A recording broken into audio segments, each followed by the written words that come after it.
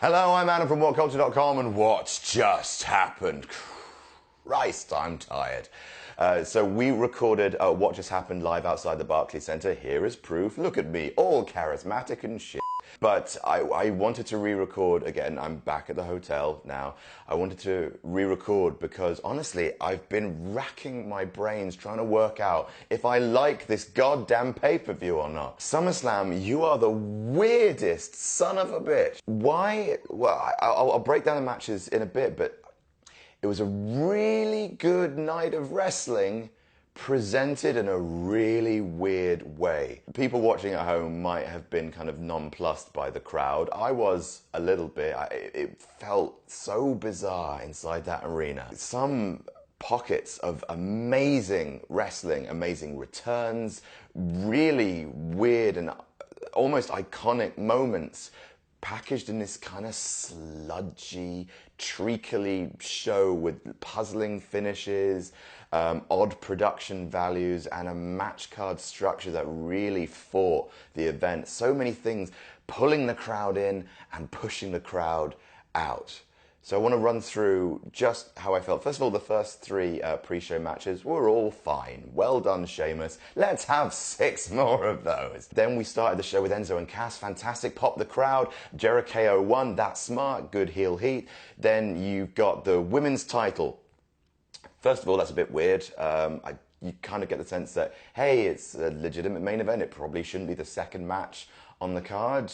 Now, I know you can get hung up about these things, and I don't want to appear sanctimonious, but I do think that devalues the title, especially when they are working on making it feel more and more prestigious with every passing pay-per-view. Now, the match itself was really risky. Sasha, please do not die. Sasha Banks has mastered the art of bumping so it looks like she's really bloody hurt herself. She lands on her shoulders and snaps through over her neck. Every move folds her up like an accordion. That move in the corner where she landed on top of her dome. They replayed the Raw thing where she suicide dived and landed on top of her head. Please be safe. But also the razor's edge from the top rope into the Hurricane Rana was just brilliant. And lots of the risks paid off. It did feel like a big match. So regardless of placement, it felt big, and the title change felt big. Obviously, it sucks that Sasha's not champion anymore. A lot of people were worried, oh my God, is she suspended? Did she go to that party? But no, apparently, according to PW Insider, Sasha Banks just wanted to take time off to heal from nagging injuries and also, I don't know, maybe go on her honeymoon, I guess. Apollo Crews versus The Miz. I feel like I shouldn't care about it if you didn't. Don't get me wrong, The Miz holding the title belt for longer feels good. They should take him up to Honky Tonk Man levels. That makes the belt feel a bit more important, but the amount of time really didn't. And also, I like Apollo Crews. I do. Oh. Then we had AJ Styles versus John Cena, and this is where the story of the night really begins. Because this match was absolutely phenomenal. I'm not saying it. I am not saying it. It was really special. It was, honestly, match of the night. I feel they are the two best wrestlers in the world. The match pacing was incredible. The build of false finishes was fantastic. No one really, in their heart of hearts, thought that AJ was going to do it, even though we predicted it. And so when it happened clean as a goddamn sheet, the roof just erupted and the crowd peaked. AJ, congratulations. What a performance. A star is cemented. But then things got weird. We went straight to the tag title match, which again, it's about balls, so it's really hard to think about it that seriously. The glasses of ball juice at the side. Jon Stewart is there, completely forgetting the fact that he turned heel in Brooklyn last year. He's got the power of positivity now, tucking his shirt into his jeans, shucking and jiving. Woo! I don't know. The match ended in a DQ, which felt odd because it was a baby face causing a DQ, beating up the heels, which means the faces retain their championship by DQ. Don't get me wrong, it's great to have Big E back, and the club did start it, but it just felt a little bit odd, like a little bit of a stumble. Also, Big E drank the testicle juice, which is odd. Then we had the WWE title match, and this is where I think a lot of the fans started to get a little bit cross. For perspective's sake, the WWE title closed WrestleMania, and here it is in the middle of SummerSlam. And you know what? That does hurt fans. That does make people annoyed, because you want people to invest in SummerSlam, invest in Ambrose, who a lot of people like, even invest in Ziggler, who got a big reaction when he came out, and then you put them on in the middle of the show before Roman, which, look, the US title, is good that it got a high placement, but there's an implicit message there.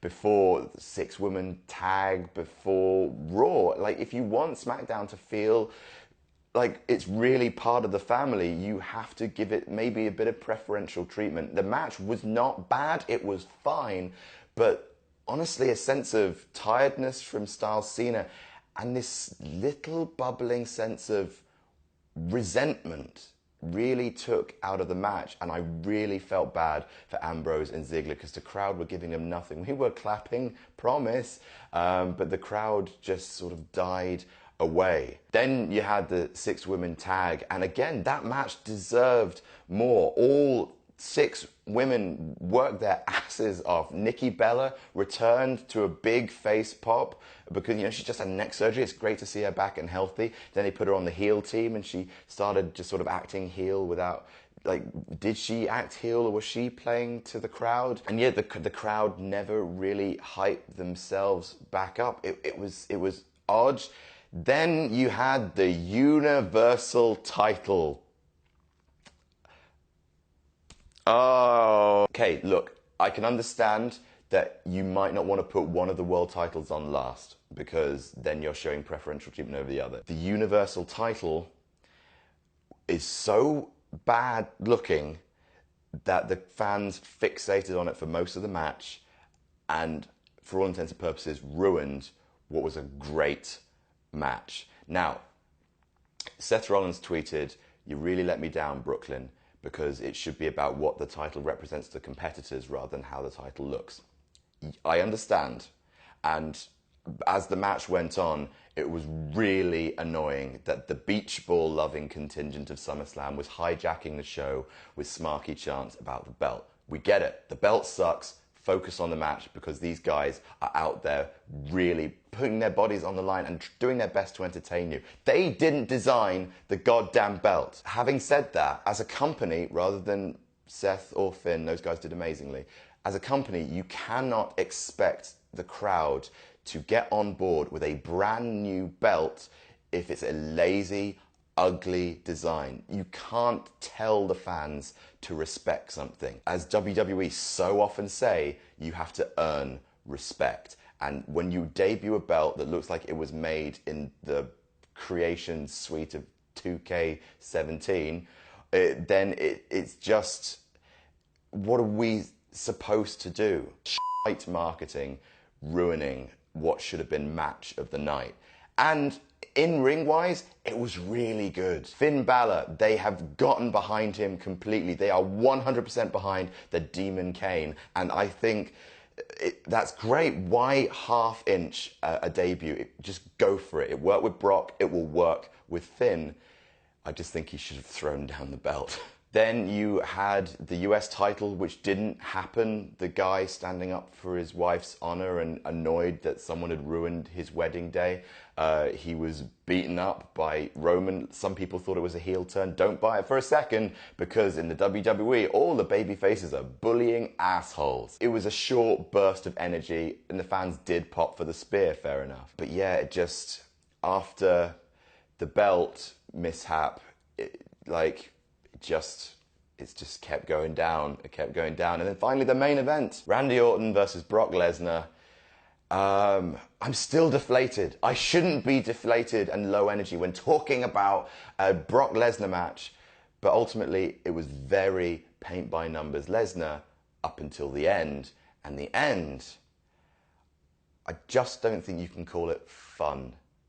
I'm not saying that everything in wrestling should be fun, and look, I like a bit of combat reality in my wrestling. I'm a big fan of New Japan Pro Wrestling, but they don't open huge gashes in each other's foreheads with their elbows. That's not entertaining to me, really, anymore. And I don't, again, this is not about me telling people what to like and what to dislike, but seeing a man at the end of a very long pay-per-view just beating the crap out of a man who is bleeding profusely from an ugly, jagged gash. Ultimately, you needed something more to pop the crowd and send them home happy after such a long thing. I'm not saying the crowd should have had Goldberg, because, look, crowds work themselves up with rumours, and we don't, just because we read it on the internet doesn't mean we should feel like we're owed it.